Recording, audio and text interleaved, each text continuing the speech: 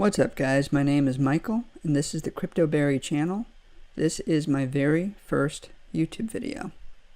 We got the holidays coming up, and if you were like me, your friends and family know that you're heavily exposed to the cryptocurrency market, and they all have been seeing headlines about blood in the streets, okay?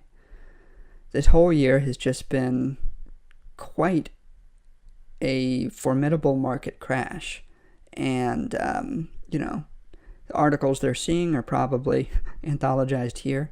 This website's awesome. It's a catalog. It's like an encyclopedia of journalists and bloggers talking about the death of Bitcoin, the death of cryptocurrency, and how it's never going to come back. And what's fun is to go down here, page 17, and look at all of these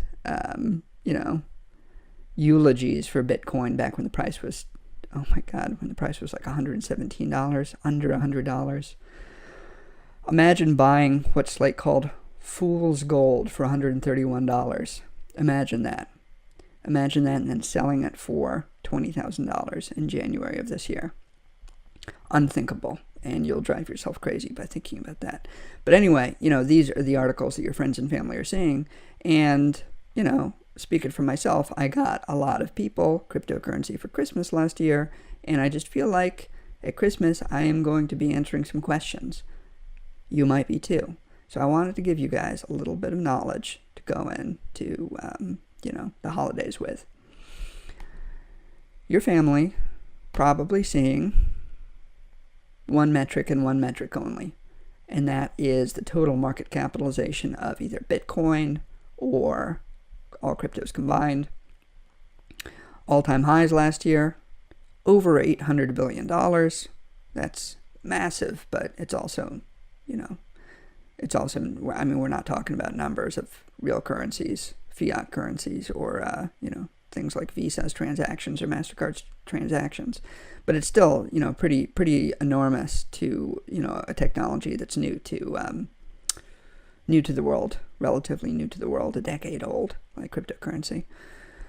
Now we are looking at, around 100 billion. We came pretty close to 100 the last few days, and we're starting to bounce a little bit. But look, it's still not looking good yet.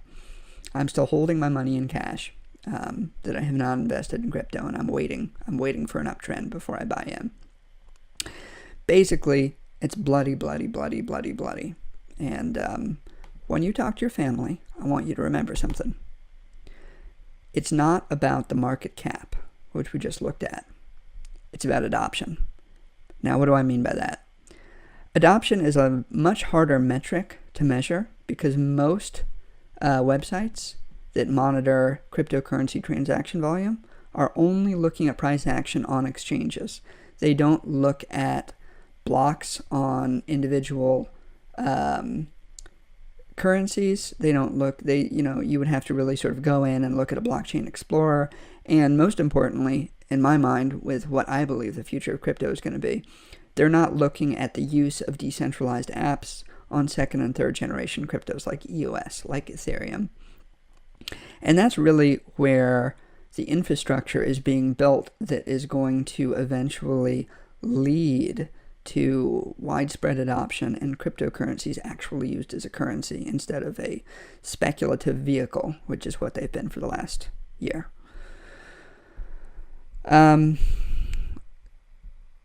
got this chart here, and it's interesting. I'm not going to comment too much on it because there's a lot of argument about the adoption curve online, and I'm not going to jump into the struggle.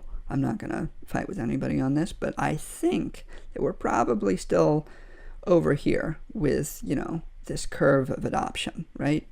And as we can see, the basic, the basic economics of this chart, price stability goes up over time.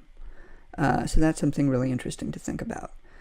In the news, we can look for signs of not price action, but, good signs about adoption. We're not seeing anything like a Bitcoin or an Ethereum ETF yet, but, I noticed in the news the other day, EU Parliament calls for action on blockchain adoption and trade. Now, this is not a huge deal, but it's pretty cool because EU set up a blockchain observatory and commission earlier this year. And this outfit has made recommendations on how to use blockchain technologies to improve transparency between nations, trade, keep track of important documents, boost cybersecurity, and really sort of use this technology to improve relations between nations and between economies in our globalized, interlinked financial system. I think that's pretty cool because, the more things like this happen, the more confidence it's going to give institutional investors and businesses and nations that this actually is a viable technology.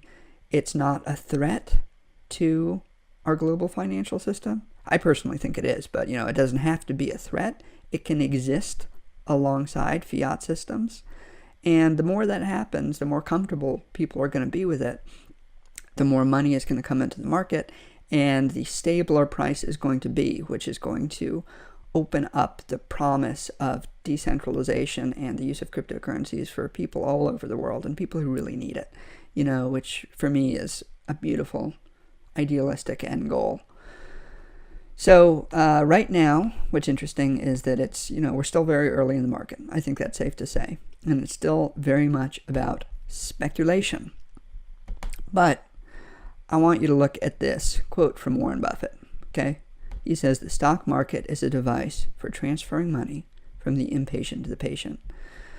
I think when he says this, he's talking about people who think they can swing trade, people who think they can outsmart the market, buy low and sell high, do microtransactions, and statistically, it is very unlikely that anybody, is going to make money long-term doing that. And a lot of people lose their money. A lot of impatient people lose their money.